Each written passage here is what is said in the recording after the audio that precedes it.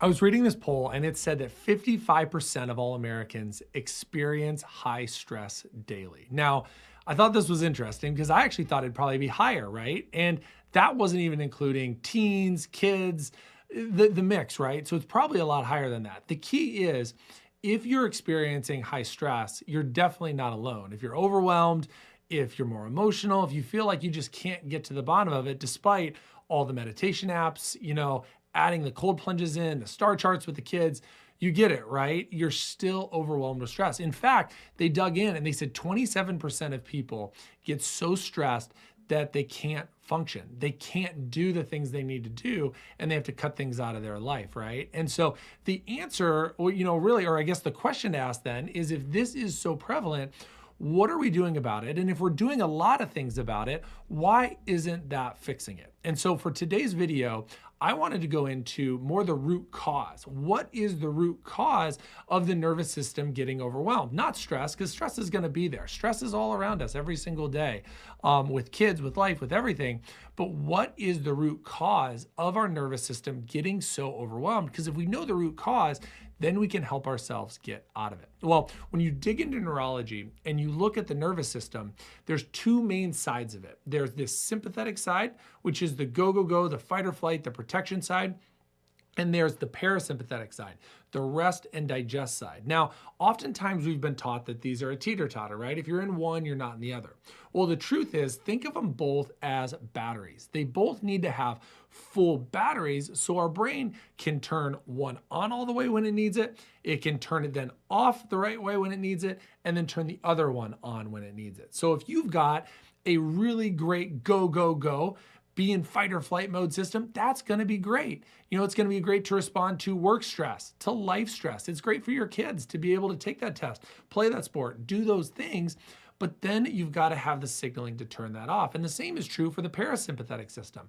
We've got to be able to turn that on and say, hey, now's the time for me to chill. Now's the time for me to rest, to relax, to dig into that good side of really refueling at the right time. The key is really two things of where we struggle just in today's culture with that balance in the nervous system. One, we are overly sympathetic dominant. So that sympathetic side that is supposed to be on during those high stress periods is flat out stuck on. It never turns off. And that's why we call it sympathetic dominance. And it can't turn off. So then when we sit down for a nice dinner, when we, lay in bed at night, our brain is just constantly going and we never ever turn off. Now, a lot of this is because, a lot of the external input we have, right?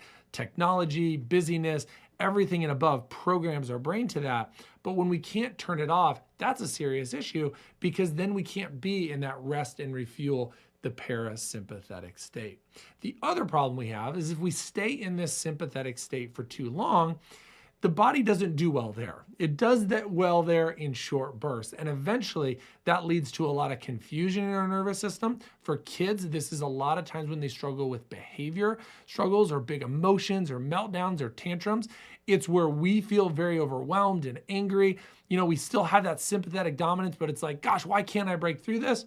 But long-term, you stay there and that confusion goes to more exhaustion, where we're tired out, where we're worn out. This is the kiddo, that just feels like not really doing anything, doesn't have motivation. For an adult, it's, man, I've got maybe adrenal fatigue, or I know I need to work out. I know I need to get this work project done, but I've just got no energy for it. So long-term imbalance of that sympathetic system leads to exhaustion.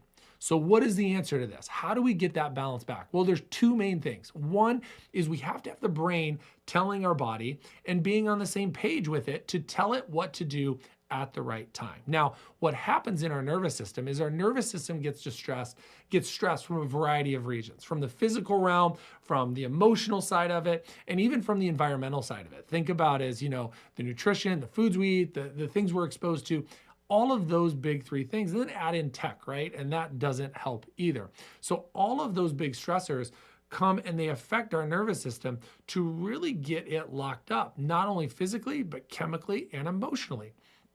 And that causes regions of our body to work harder. One of the key areas is right up here in the upper neck. Physically, we see that with, when we're like decreased range of motion, not able to turn to the right or left, not able to move in the same way. We see that emotionally because we feel so stressed. And this area with the vagus nerve is key for digestion, key for respiration, key for a lot of other autonomic functions of the body, especially for kids, the sensory system and the social system. So when we get stressed up here, it's not only a physical problem, it's also an emotional one. And that causes us to overall get in this perfect storm of stress that we just can't turn off, that we need to help unlock to change so that we can say, okay, we've turned off that sympathetic dominance so we can take time into that parasympathetic side of the nervous system. Now that's where pediatric chiropractic and family chiropractic come in, is they allow us to measure and then target those areas that get overwhelmed and stressed by either the physical side of it, the nutritional side of it, the chemical side of it, and the emotional side of it, all of those key stressors to balance the signaling of that nervous system. When you balance that signaling and get out of sympathetic dominant, it allows the body to refuel. It allows the exhaustion to come out and allows us to safely operate in that sympathetic nervous system. And I think that's key, because if they're saying 55% of Americans experience stress, I really bet it's about 75 or 80%. It's probably a little bit more than that. And the 27% of those who are debilitated by it is probably pretty high too. And so the only way to not get completely overwhelmed with that is to make sure your nervous system is balancing that parasympathetic side, that sympathetic side, so that way it can adapt and it can move throughout the day and it can be efficient in the one it needs, and it can refuel when it needs to refuel, it can go when it needs to go. So if you've tried all the things, the cold plunges, the meditation, you've maybe tried to exercise out of it, you've tried to sleep your way out of it, you tried to supplement your way out of it, all of these things, it might mean that the struggle is a little bit deeper. The struggle is in that nervous system, and balancing that is gonna help you get out of that cycle of overwhelmed stress and an overactive sympathetic dominant nervous system. If you have more questions about this, we got the resources for you, because we love helping kids and families with this very conversation. When they've tried everything to break that cycle, to get out of that exhaustion, and they just can't, we're here for you. So check us out in our DM, shoot us a message. We'd love to chat, but hope this finds you well and hope this helps you get your nervous system out of that overactive stress cycle.